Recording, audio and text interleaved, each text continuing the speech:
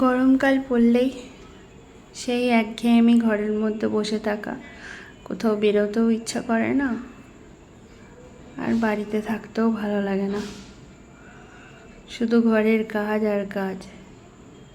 এই গরমের ছুটি পড়েছে, মেয়েটা পুরোই বাড়িতে একাই রইল, কোথাও আর যাওয়া হয়ে উঠল না।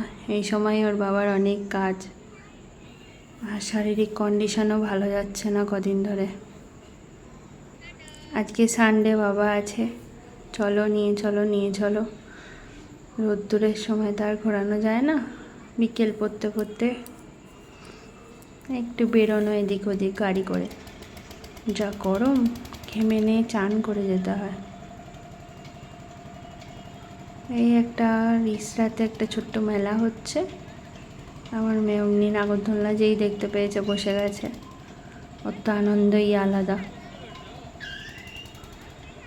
ওদিকে একটা নৌকো আছে, একটা ড্র্যাগনের রেল আছে, আরও কয়েকটা নাগরদোলনা, কয়েকটা কসমেটিক্সের দোকান, বাচ্চাদের খেলনার জিনিস।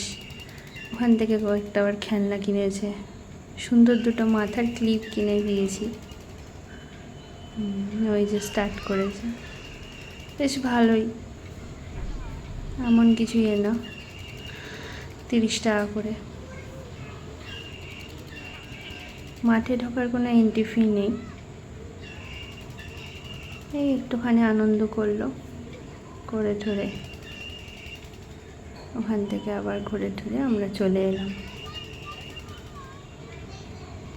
বাচ্চা থাকলে বাচ্চাদের সাথে আমাদেরও একটু ঘোরা হয়ে যায়, আনন্দ হয়ে যায়, নাহলে তো সেই একঘেয়েমি সংসারের কাজ আর শেষই হতে চায় না।